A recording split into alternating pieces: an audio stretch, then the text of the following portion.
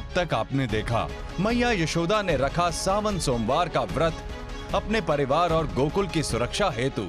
गोकुलवासियों, इस कथा के पश्चात आप लोग हमारे घर से प्रसाद ग्रहण करके जाएंगे। हम किसी प्रकार प्रसाद को विषक्त बना देंगे और सारे गोकुलवासी अस्वस्थ हो जाएंगे। मित्र, कहना नहीं है, अब तो करना है। गोकुलवासियों को मरना होगा। आज देखिए, तुम्हारे समक्ष केशी खड़ा है। स्वर्ग का राज सिंहासन दे दो, अन्यथा युद्ध के लिए तैयार हो जाओ। ये केवल अश्व नहीं, अपितु एक बलशाली योद्धा है, जो कि एक दानव भी है। क्या होगा अब, आइए देखें आगे। निश्चिंत होकर प्रसाद खाइए, आपको कुछ नहीं होगा। हाँ हाँ हाँ कृष्णा, खाते हैं खाते हैं। क्या हुआ कान्हा, तुम धानु काका से ऐसा क्यों कह रहे हो?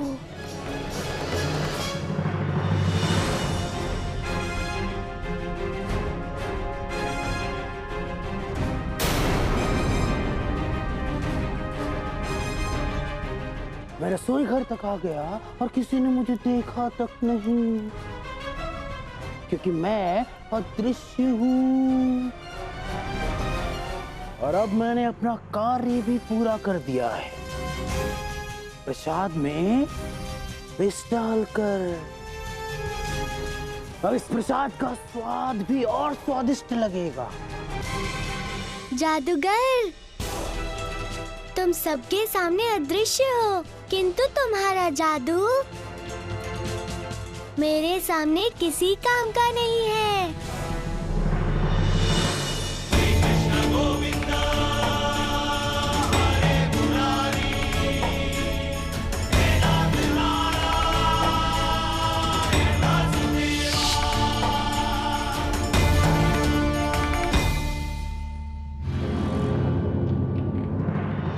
महादेव, इन उद्दंड पुष्पों ने आपके पूजन का प्रसाद विस्मय कर दिया और अपने गोकुलवासी को बचाने के लिए कुछ भी नहीं किया। गोकुल पर संकट के बादल छाए थे, परंतु मैं निश्चित था। जानती हो क्यों? क्योंकि वहां कान्हा है, और कान्हा के होते गोकुल का कोई कुछ नहीं बिगाड़ सकता। हाँ महादेव, ये तो है।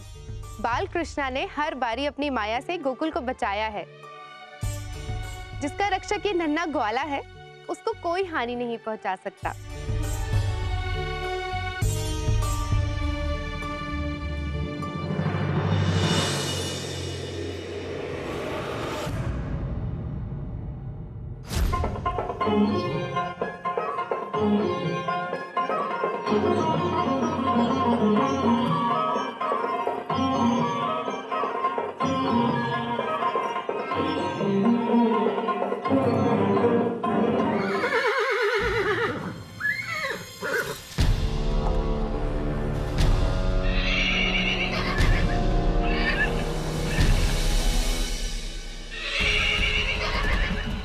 ये भीषण गर्जना कैसी है?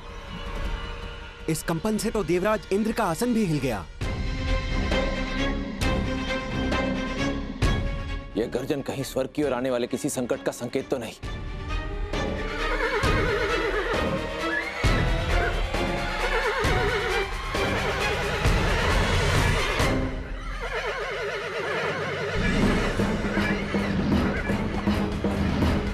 जादूगर, ये कैसे ध्वनि?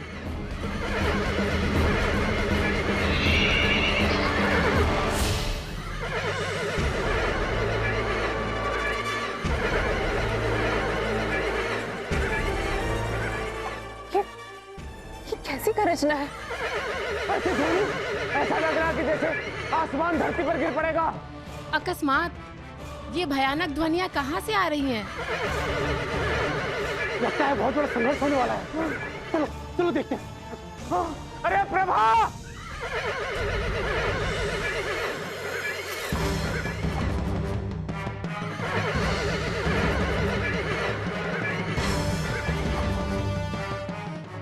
गर्जना तो मेघों की नहीं है। लग रहा था कोई अश्व दौड़ रहा है। कहीं फिर कोई दानव तो नहीं आ गया गोकुल में? क्या तुम भी वही सोच रहे हो जो मैं सोच रहा हूँ कान्हा? हाँ दाऊ, मुझे लगता है भयंकर युद्ध प्रारंभ होने वाला है।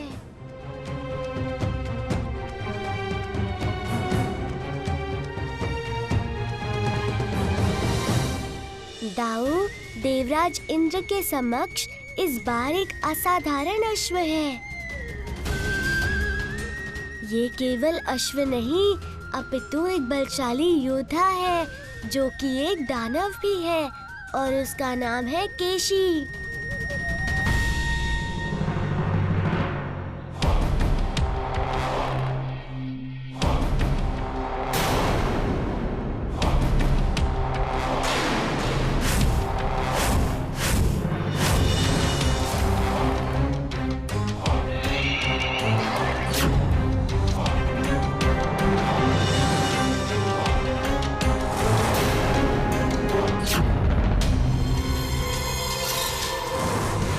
देवराजेंद्र, लो मैं आ गया हूं दानवों का अधिकार तुमसे लेने। तुम्हारे समक्ष केशी खड़ा है। अब तुम्हारे समेत दो ही मार्ग बचते हैं, या तो प्रेम से मुझे स्वर्ग का राज सिंहासन दे दो, अन्यथा युद्ध के लिए तैयार हो जाओ। स्वर्ग का सिंहासन तुम्हारा कभी हो ही नहीं सकता। जानते हो क्यों? क्योंकि यह स्वर्ग लोक हम जैसे देवताओं के लिए बना है, तुम जैसे दानवों के लिए नहीं। और मुझे चुनौती देने से पूर्व अपने प्राणों की सुरक्षा के हेतु तो सोचा होता। मैं तुम्हें यहां से सुरक्षित लौटने का अंतिम अवसर प्रदान कर रहा हूं, अन्यथा आज तुम्हारा वध निश्चित है।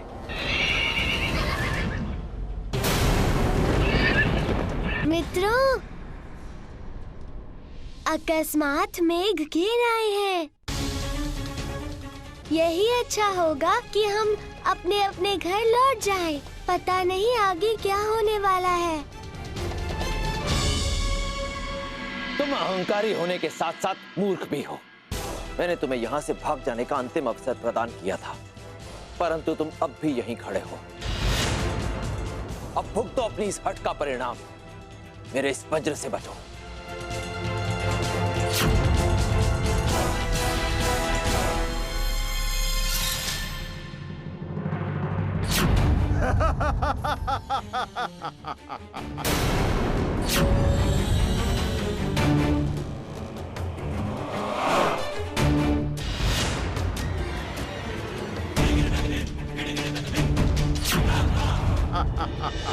तुम अब तक अपनी दानवीय शक्तियों से बचते आए हो केशी, परंतु अब और नहीं।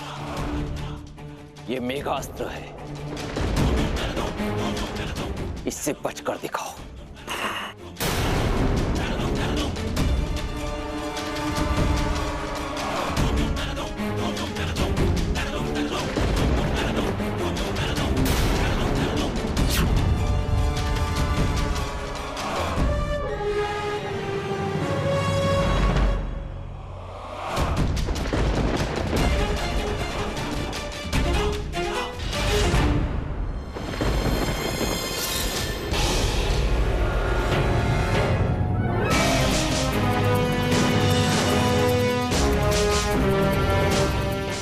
ये क्या, पृथ्वी पर बाणों की वर्षा हो रही है?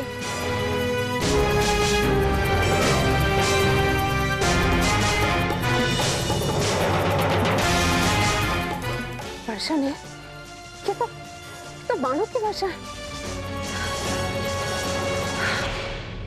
ईश्वर, कान्हा और बलराम कहाँ होंगे? उनका तो कुछ भी पता नहीं है। हे प्रभु, प्रभु मेरे पुत्रों की रक्षा करना। कहाँ होंगे? कान्हा, कैसी विचित्र बाणों की वर्षा हो रही है। दाऊ, ये वर्षा साधारण नहीं है। ये तो देवराज इंद्र के मेघास्त्र के कारण बाणों की वर्षा हो रही है। सभी पृथ्वीवासी इन तीरों की वर्षा से भयभीत है कान्हा। पृथ्वी को भयमुक्त करो।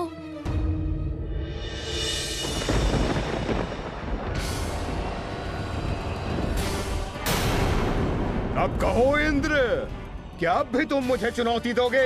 मेरा सामर्थ्य देखकर भी तुम्हारा विवेक नहीं जगा। वीरता का झूठा प्रदर्शन बंद करो और ये स्वर्ग की सत्ता मुझे दे दो। स्वर्गलोक तुम्हारा कभी भी नहीं हो सकता। यह तुम्हारा स्वप्न है और स्वप्न ही रहेगा। स्वर्गलोक केवल देवताओं के लिए है। सावधान!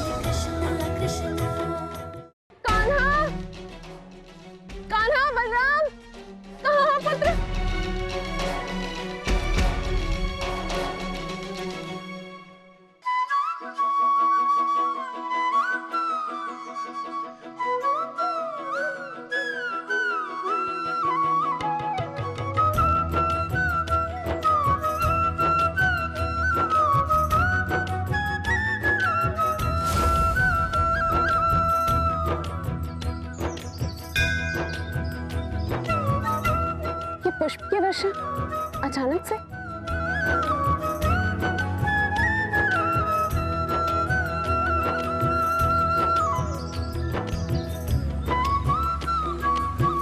अरे पुष्प वर्षा होने लगी है तो। हाँ? चमत्कार हो गया।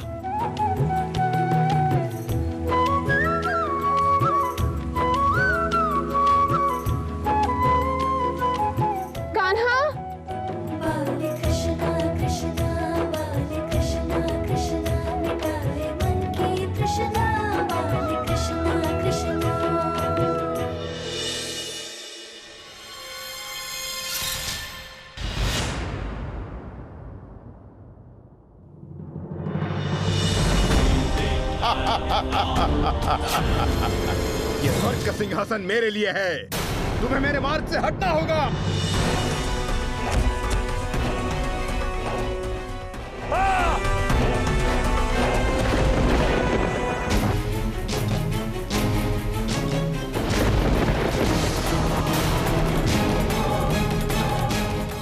इंद्र! नारायण नारायण, ये कैसा अनिष्ट हो रहा है प्रभु। अश्वासुर केशी ने देवराज इंद्र से एक भीषण युद्ध के पश्चात स्वर्गलोक की सत्ता छीन ली है प्रभु। यदि एक दानव स्वर्ग का अधिपति बन बैठा तो अनर्थ हो जाएगा प्रभु, अनर्थ हो जाएगा। कुछ कीजिए प्रभु, कुछ कीजिए। इस समस्या का समाधान निकालिए प्रभु। नारायण नारायण। प्रणाम प्रभु। प्रणाम देवर्षि। प्रणाम देवराज इंद्र। इंद्रदेव, हम प्रभु से आपके विषय में वार्ता कर रहे थे कि कैसे उस दानव ने भीषण युद्ध के पश्चात आपसे स्वर्ग लोक की सत्ता छीन ली। नारायण नारायण। प्रभु, देवर्षि सत्य कह रहे हैं। उस दुष्ट केशी ने मुझे युद्ध में परास्त कर दिया, परंतु प्रभु मैं ये स्वर्ग लोक का सिंहासन ले आया हूं अपने साथ, और जब तक वो दुष्ट इस राज सिंहासन पर नहीं बैठेगा तब तक वो स्वर्ग का राजा नहीं कहलाएगा। परंतु प्रभु, मैं ये बात भी भली भांति जानता हूं कि वो दुष्ट इस सिंहासन पर बैठने को कितना व्याकुल है, और यदि वो एक बार इस राज सिंहासन पर बैठ गया और स्वर्ग का राजा बन गया तो हम सब देवताओं का नाश कर देगा प्रभु। अब मैं और अन्य देवता आपकी शरण में है प्रभु, हमारी रक्षा कीजिए।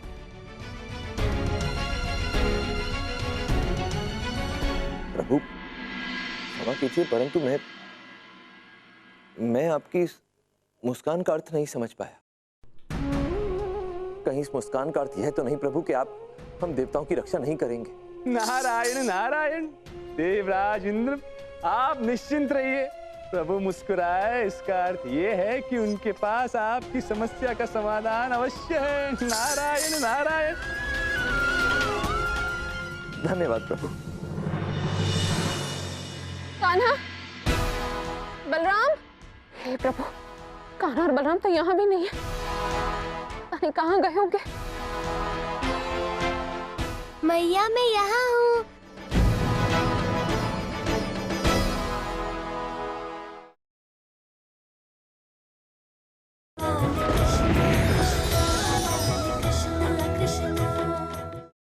मैया मैं यहाँ हूँ।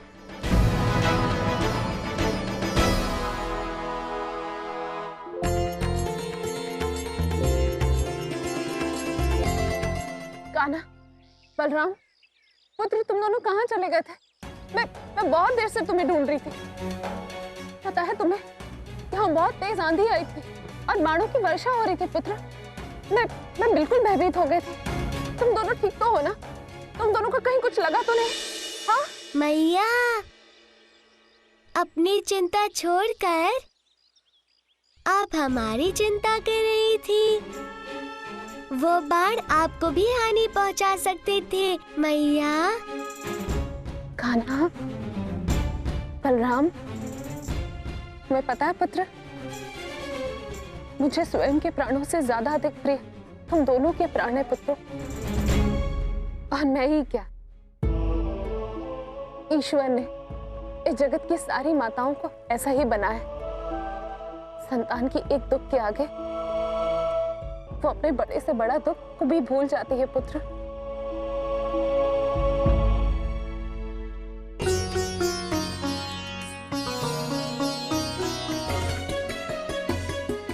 केशी यदि युद्ध में विजयी हुआ है तो वो पृथ्वी वासियों को अवश्य हानि पहुंचाएगा। इंद्र, कहाँ हो तुम इंद्र? यदि अपने प्राण प्यारे हैं तो स्वयं आकर मुझे स्वर्ग का सिंहासन दे दो, अन्यथा मैं इस स्वर्ग को जला के भस्म कर दूंगा। स्वर्ग लोक के नए राजा महाबली केसी को मेरा नमन।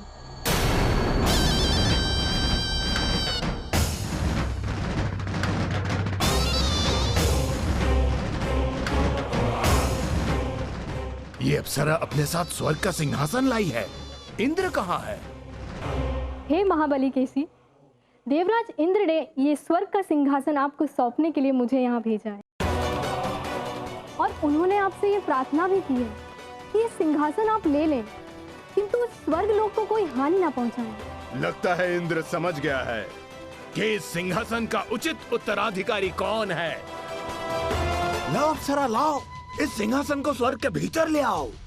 महाबली, मैं एक स्त्री हूँ और ये कार्य मैं नहीं कर सकती, और फिर आप जैसे महाबली के होते हुए ये भारी सिंहासन मैं उठाऊं तो ये शोभा नहीं देगा। आप आइए और स्वयं अपना सिंहासन लेकर जाइए। हाँ अप्सरा, तुम उचित कह रही हो। ये तो इंद्र की मूर्खता के कारण तुम्हें ये सिंहासन स्वर्ग के द्वार तक लाना पड़ा है, किंतु मैं तुम्हें और श्रम करने नहीं दूंगा। मैं स्वयं आकर सिंहासन को उठाकर स्वर्ग के भीतर लाऊंगा।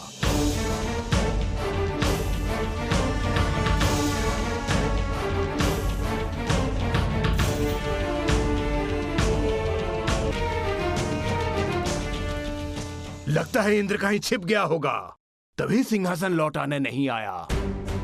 किसका साहस है जो केशी के सामने हाथ टेक पाए?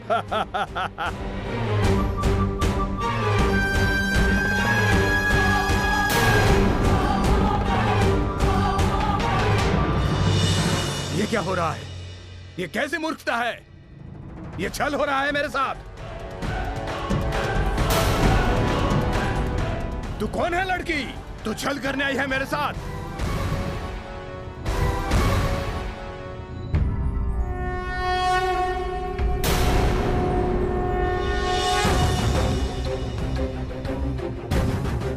विष्णु, विष्णु, ये क्या कर रहे हो तुम?